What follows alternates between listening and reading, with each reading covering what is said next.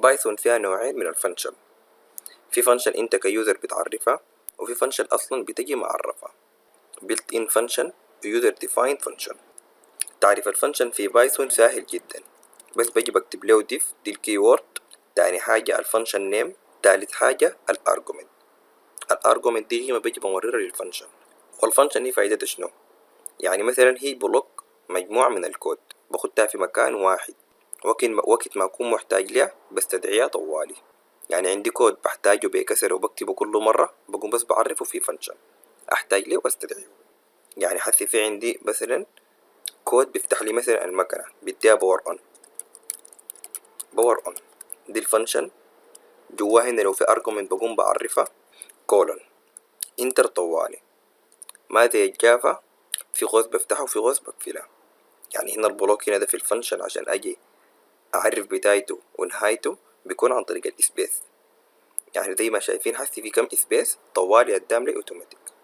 اي انا حسي قاعد اكتب جوا الفانكشن بقوم بقول لي برنت ان دي اصلا بيلت ان فانكشن ما عرفتها انا كيوزر، جات ما عرفها. بقوم بقول له باور از اون انتر.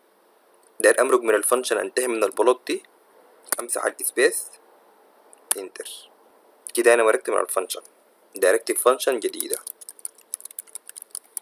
باور اوف.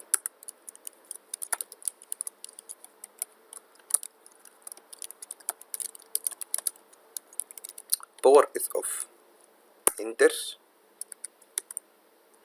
داير استدعي اي واحدة فيهم اون.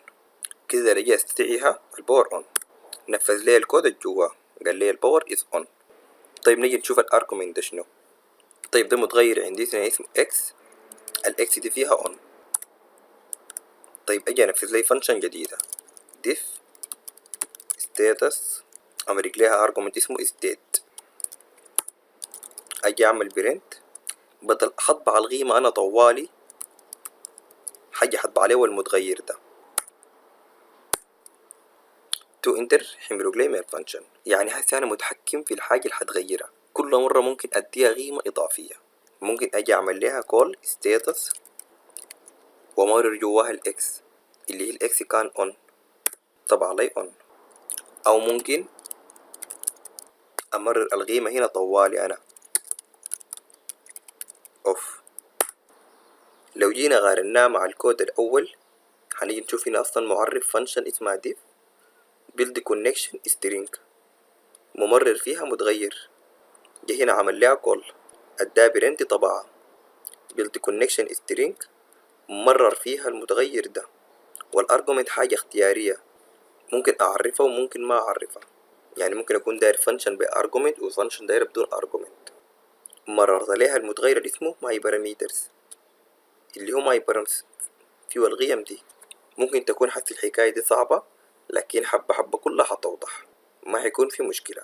حاجة أخيرة، أنا ما أي فانكشن لازم أكتب فيها return القيمة اللي أنا حرجعها، لأنه بايثون باي ديفولت أي فانكشن بترجع قيمة حتى لو ما عرفتها، والقيمة اللي حترجع لي حتكون none اللي هنا الفاليو.